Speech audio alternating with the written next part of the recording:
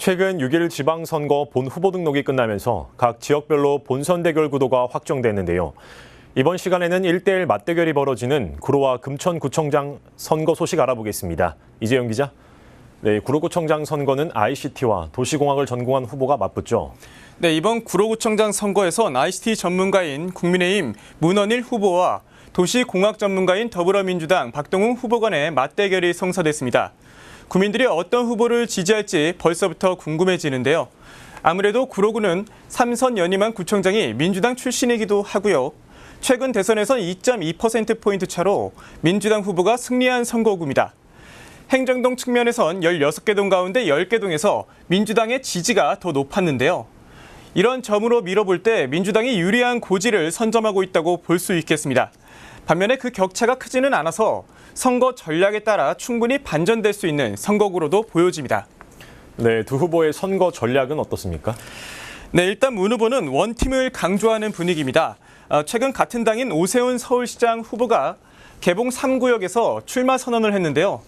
문 후보는 이 출마 선언이 구로와 서울의 발전에 대한 강력한 의지를 보여주는 것이라고 말했습니다. 그러면서 오세훈 후보와 힘을 합쳐서 재개발과 재건축을 시원하게 추진해 멈춰버린 구로 발전의 엔진을 반드시 가동하겠다고 강조했습니다. 아무래도 현 서울시장인 오 후보가 여론조사에서 우세한 분위기인 만큼 본인 선거구에도 긍정 기류를 투영하고자 하는 전략이 아닌가 싶습니다.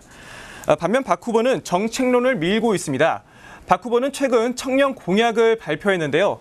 일단 취업과 창업 그리고 문화예술활동과 커뮤니티가 결합된 청년청을 설립하겠다고 밝혔습니다.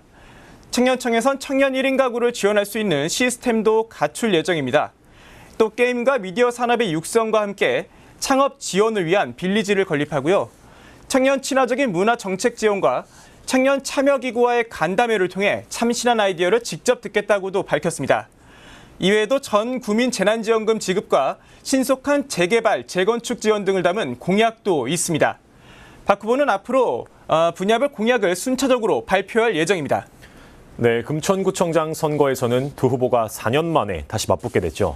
네, 그렇습니다. 이번 금천구청장 선거에선 국민의힘 오봉수 후보와 더불어민주당 유성훈 후보가 맞붙습니다.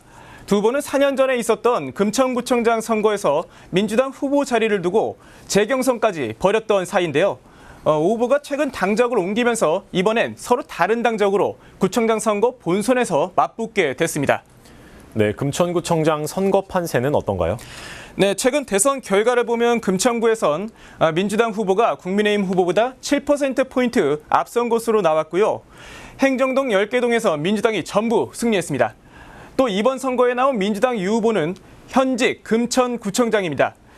국민의힘 오 후보 입장에선 그리 녹록한 상황이 아닌데요. 그동안 민주당에 있다가 국힘으로 선거 전에 나온 오 후보가 이번 판세를 뒤집을 수 있을지가 이번 선거의 관전 포인트 중 하나입니다. 네, 그러면 두 후보의 선거전은 어떻게 흘러가고 있나요?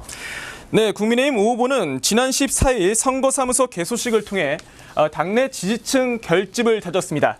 이날 개소식엔 오세훈 서울시장 후보와 국회의원 6선을 역임한 이인재 전 의원 등이 참석한 것으로 알려졌는데요. 오 후보는 야당에서 여당이 된 소속 정당을 앞세워서 가슴 후련한 금천구를 만들겠다고 밝혔습니다. 반면 유 후보는 그동안의 실적과 공약을 중심으로 선거전을 펼쳐나가고 있습니다. 구청장 재임 기간 중 이룬 지역의 변화를 비롯해 이번 선거 공약을 본인의 SNS를 통해 알리고 있는데요. 지금까지 공개된 선거 공약은 공군부대 부지 이전과 개발 등을 담은 지역 개발과 미래교육 명문 도시 등입니다. 이제 6일 지방선거가 2주도 채 남지 않았습니다. 따라서 선거전은 앞으로 더 치열해질 전망입니다. 네, 지금까지 구로 금천구청장 선거 소식 알아봤습니다. 이재용 기자, 잘 들었습니다.